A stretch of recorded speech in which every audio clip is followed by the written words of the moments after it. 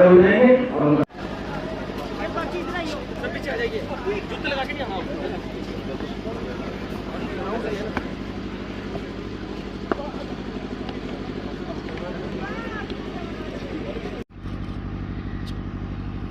जी साथ आओ।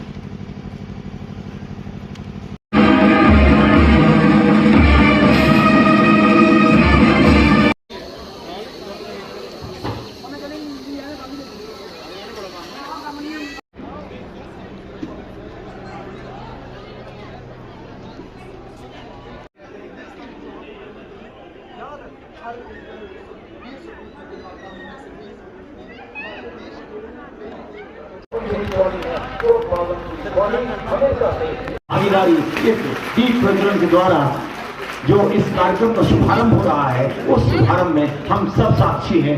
इन महामहिम के द्वारा जिस तरह से इस अलग जगाई जा रही है, वो अलग हमारे हृदय में हमेशा जलना चाहिए। इस पावन पूरी पौनी की धरती पर जलाई जाने वाली ये ज्योति हमेशा और निरंतर आगे बढ़े। उन्होंने पुष्पांजलि करके अपने श्रद्धा सुमन अर्पित किए। बहुत बहुत धन्यवाद महामहिम जी।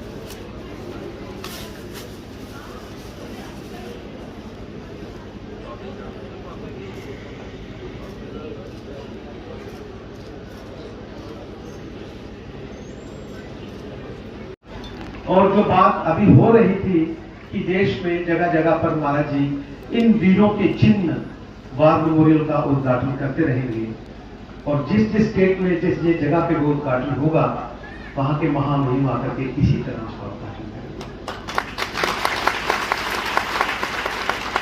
आदरणीय, लेकिन जो जगह द्रास में हुआ है वो आज भी स्वर्ण नक्शों में अंकित है।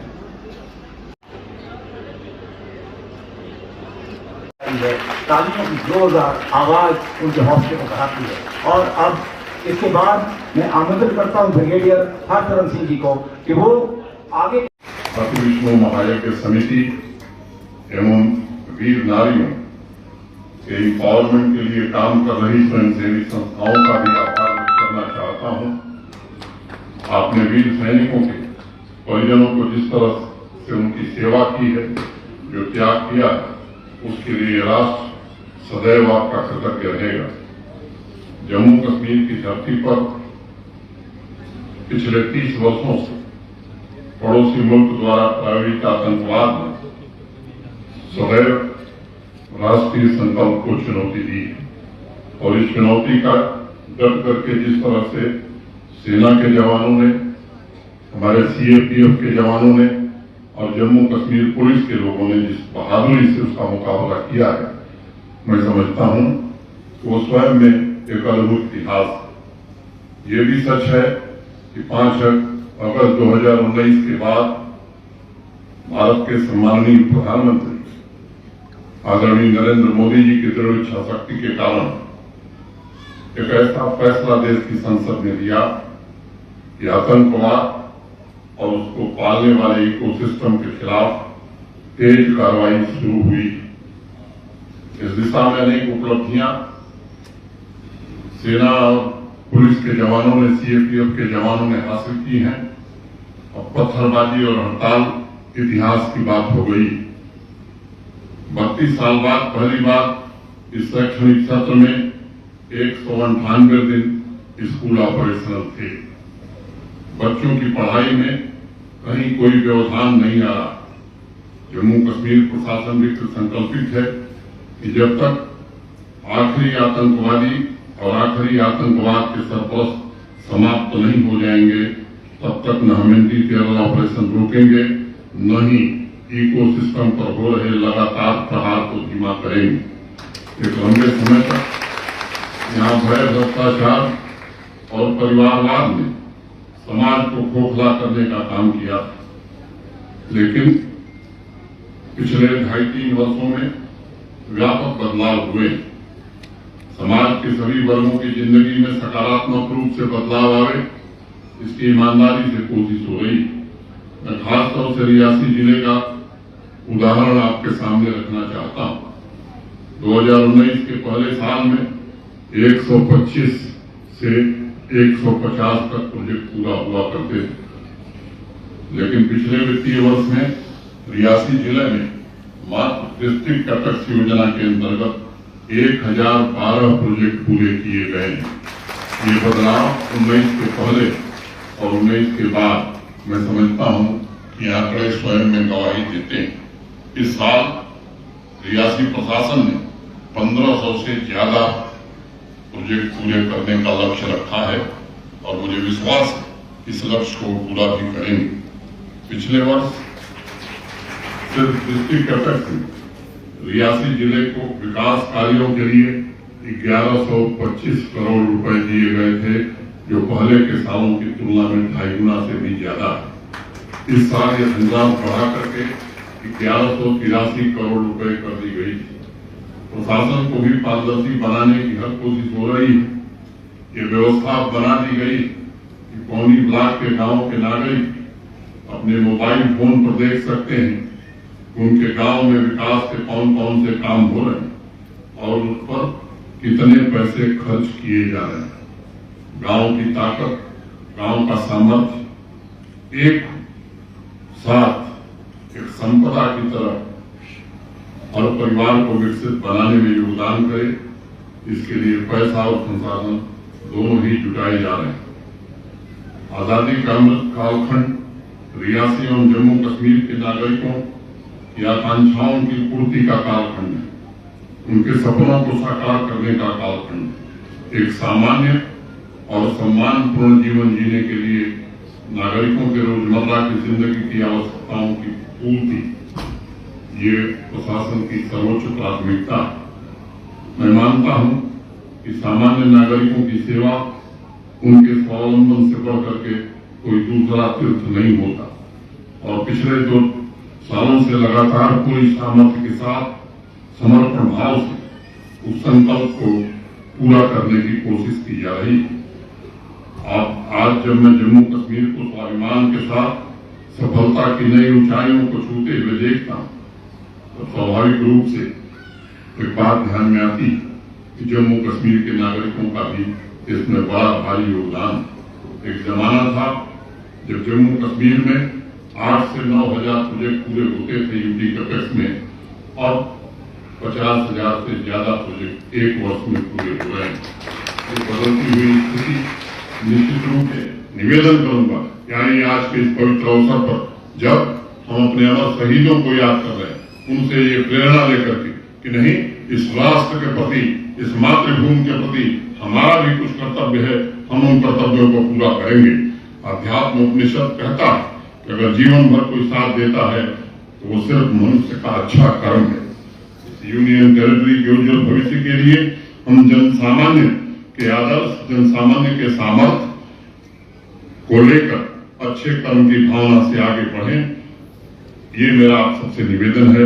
मैं एक बार पुनः परम पूज्य श्री बाला योगेश्वर दास जी महाराज को के चरणों में प्रणाम करता हूँ। अति विश्व महायज्ञ समिति के सभी पदाधिकारियों का इस निमंत्रण के लिए हृदय से आभार व्यक्त करता हूँ।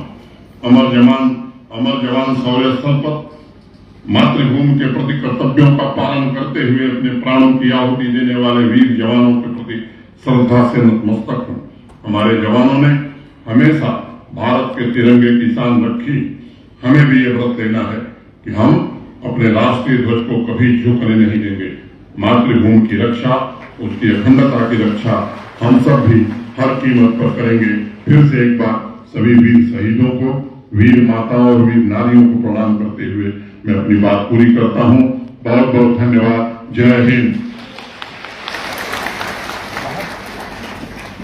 धर्मनगरी पावनपुरी पौड़ी में आज जो है भारत के अमरवीर बलिदानियों के नाम से जो यज्ञ शाला यहाँ बनी है और यज्ञ आज का शुभारंभ हो गया है और महामहिम जी के द्वारा उनके कर कमलों के द्वारा लोकार्पण हुआ यज्ञशाला का भी, पक्की यज्ञशाला का, और वीर स्तंभ जो यहाँ पर स्मारक बना है उसका भी लोकार्पण हुआ है महामहिम जी के कर कमलों के द्वारा। और वास्तव में धर्मनगरी पावनपुरी पौनी उन्होंने अपने मुखारविंद से भी बोला और ये बहुत बड़ा जो है सुखद समय था हम सब लोगों के लिए, धर्मनगरी पावनपुरी पौनी वासियों के लिए। वास्तव में ये आज पावनपुरी पौनी जो है पौनी नहीं रही, ये पावनपुरी हो गई है और वास्तव में बहुत खुश हैं यहाँ के लोग। और इसी तरह से जो अति विष्णु महायज्ञ है अब हमेशा 11 दिन लगातार चलता रहेगा और बहुत बहुत उन्होंने इस तरह से यहाँ के लोगों की सराहना की और सबको आश्वासन दिया है। कई प्रकार से जो कुछ मांगे थी, जो बोलना था, मैंने अपने हिसाब से उनको बोल दिया है और उन्होंने आश्वासन दिया है कि जो जो हमारे से संभव हो सकेगा ऐसा। मैंने उनको बोला है यहाँ पर बहुत बड़ा CBSE स्कूल के लिए, जो मेरा सपना है कि यहाँ पर एक बहुत बड़ा स्कूल बने, CBSE स्कूल, और उसमें और घाट के लिए और यहाँ के जितने भी वासी हैं उनके कुछ इस तरह के रोजगार से संबंधित बहुत बड़ा एक यहाँ पर जैसे स्वास्थ्य से संबंधित हॉस्पिटल जो है अच्छा से अच्छा हो और बड़े अच्छे डॉक्टर यहाँ आए। तो अभी वो उनको हमने अपना ज्ञापन दे दिया है, अपने कुछ लिखे हुए कुछ इस तरह से हमारी एप्लीकेशनें वगैरह थी वो दे दी और वो उन्होंने स्वीकार कर ली हैं। अब आगे क्या होता है, हरी इच्छा बलवान, भगवान की जैसी इच्छा होगी वैसा ही होगा। लेकिन ये मेरे को पूर्ण विश्वास है कि अगर इस धर्मनगरी पावनपुरी पौनी में अगर हमारे यहाँ के हमारे राज्यपाल महामहिम देश के हमारे प्रांत के पावनपुरी पौनी में वो आ सकते हैं तो ये कार्य भी संभव हो सकते हैं। ये पूरी आशा के साथ, विश्वास के साथ मैं कह सकता हूँ। यज्ञ नारायण भगवान की।